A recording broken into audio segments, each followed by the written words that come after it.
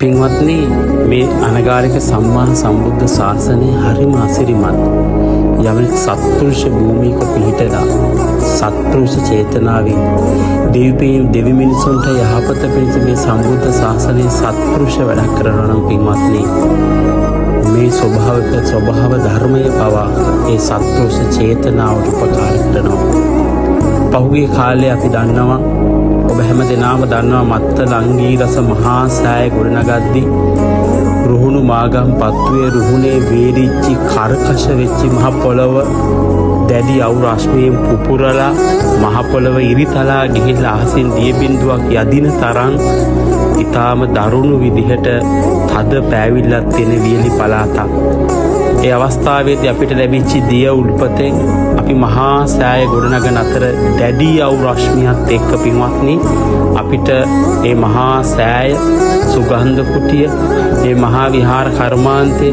ඒ දහස් ගණන් එන මිනිස්සු භාග්‍යවත් බුදුරජාණන් වහන්සේගේ බුදු ගුණ කියා ගඩොලක් අදින සත්පුරුෂ මිනිසුන්ගේ සාපිපාසයේ නිවන්නට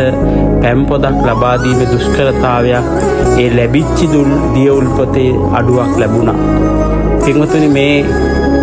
මේ චේතනාව තුළ, විශේෂයෙන්ම මේ දුෂ්කරතාවය තුළ අපි දහසකුත් දේවල් කල්පනා කර ඉද්දී මේ මහ පොළොව තාම මේ සම්මා සම්බුද්ධ ශාසනයට මේ ස්වභාව ධර්මයේ උපකාර කරනවා කියන්නේ මේ වියලිච්චි මහ පොළොවෙන් ලස්සන දිය බිබුලක් අහසට පැන නැගිලා පොළොවෙන් උඩට පණ නැගලා නිල්වන් දිහ ධාරාවක් ගලාගෙන ගිහිල්ලා ඒ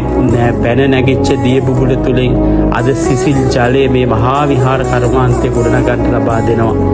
දහස් සංඛ්‍යාත මිනිසුන්ගේ සාපිපාසයේ නිවන්නට දී බිබුල උපකාර වෙනවා. එනිසා එදා තථාගත සම්මා සම්බුදු බුදුරජාණන් වහන්සේ වජිරාසනයේ ළඟදී මාරයාට කිව්වේ, සාරා සංකේය කල්ප ලක්ෂයක් මා පුරපු පාරමී ධර්මයන්ට මේ මහ පොළොව සාක්ෂි දරනවා කියලා දක්ෂිණ හස්තයේ මහ පොළොව මත තියදී මහ පොළොව කම්පා වී මාරයාට සාක්ෂි දුන්නාසේ ඒ ආකාරයෙන්ම තාම මේ ස්වභාව ධර්මය මේ සම්බුද්ධ ශාසනය තුළ සත්පුරුෂ චේතනාවකින් ලෝකයාට නොයෙක් දේවල් කියන්න පුළුවන් පින්වත්නි. ලෝකයාට නොයෙක් අක්‍රෝෂ පරිභව කරන්න පුළුවන් පින්වත්නි. හැබැයි තමන්ගේ හෘදය පිරිසුදුයි නම්, තමන්ගේ දකුණු හත පපුව මත තියාගෙන, ඒ පපුව මත තියාගෙන හදවත දෙන උත්තරේ සත්පුරුෂ නම්, ඒ හදවත දෙන පිළිතුර